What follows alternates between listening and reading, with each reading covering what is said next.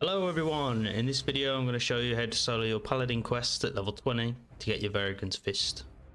At level 20 you can speak to Daphne and Stormwind, who task you to go to Westfall and defend Daphne Stillwell from the Defias. It is located here. Speak to her and it will start the encounter. There are 3 waves of Defias to kill and you have to defeat them without dying or Daphne dying. First wave has 3 NPCs to kill, the second 4 and the third 5. I respect us wholly for this, so I had more mana to burn than usual. I kept consecration up and dealt with them one by one whilst keeping my health up with heals. On the last wave I used lay on hands to ensure that it would kill all of them and complete the quest.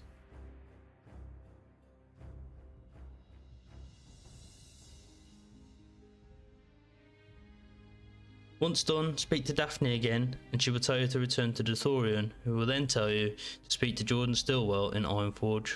Jordan Stillwell is located just outside the Ironforge gates. He wants to thank you for saving his wife by crafting you an amazing mace, but to do so, he says he's going to need some materials. He wants you to bring him some whitestone oak lumber, his refined ore shipment, his smithing hammer, and a purified core gem. For the lumber, you'll need to travel to Dead Mines, as this drops off goblin wood carvers inside the dungeon. I know this is a solo guide, but it's a lot easier to jump into a group and grab it. You can easily get into a Dead Mines groups these days, especially at level 20. The refined ore shipment, you'll need to travel to Thelsamar in Lochmoden and speak to Bale or Stonehand. He then sends you across the loch to pick up Jordan's ore shipment. You'll have to navigate past some elite ogres, but if you take the same path as me, it'll be easy to pick up. Once you have it, exit the same way you come in. For the smithing hammer, you'll need to travel to Shadowfang Keep in Silverpine Forest. This is a bit of a trek, but you'll get there in no time.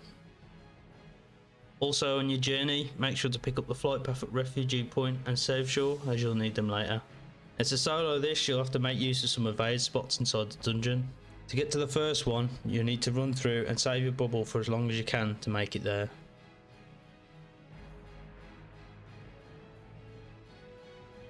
Also, you can use Devotion Aura to give you some extra armor, and you can also use your shield that you got from completing the Daphne quest. I've ended it earlier, so it wasn't an option for me.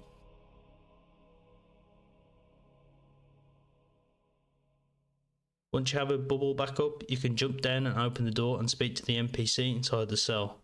As long as you've asked him to open the door, it doesn't matter if you die here.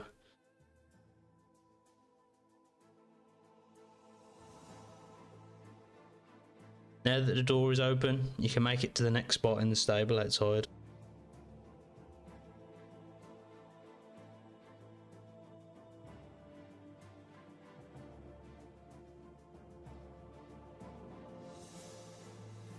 First you'll need to make it to the evade spot here. Once these de-aggro, you can run to the stable.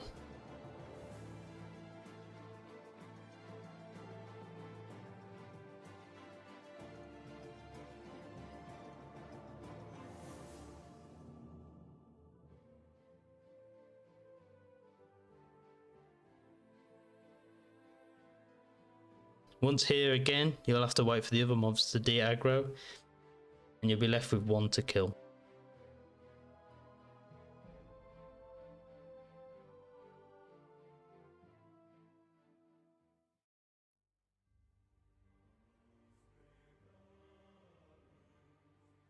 It's pretty easy to defeat. Save your Hodge for when he casts AMS, as this will stop you from causing holy damage to it, and use your pots and heals to keep you up. Once you've killed it, you can then loot the hammer. Now for the final piece. The core gem, you'll have to travel to Blackfathom Depths in Ashenvale and kill Nagas. First travel to Orbidoin in Darkshire and speak to Thunderous Windweaver, who will task you to get the corrupted core gem. Get to Darkshire, you can go to Manifold Harbour and get the boat on the right side of the dock. Once you've spoken to Thunderous, head down to Blackfathom Depths dungeon located here. You don't need to enter the dungeon, as the mobs you need spawn outside the entrance. This can be sometimes easy or just straight up annoying, as Horde do come here quite a bit, as I encountered a few times. Just persevere with it though and you'll get the gem. These mobs cast Frostbolt and heal, so try to LOS the Frostbolts using the pillars to draw them over to you. Also, save your Hodge for the heal they cast when they get low. Once you have the core gem, you can return to Thunderous and he'll purify it for you. Now you have everything you need, you can head back to Jordan. Turn in the quest and watch him craft your epic mace. I hope this helps some of you guys out. If so, please leave a like and subscribe. May the light be with all you paladins, and as always, thanks for watching.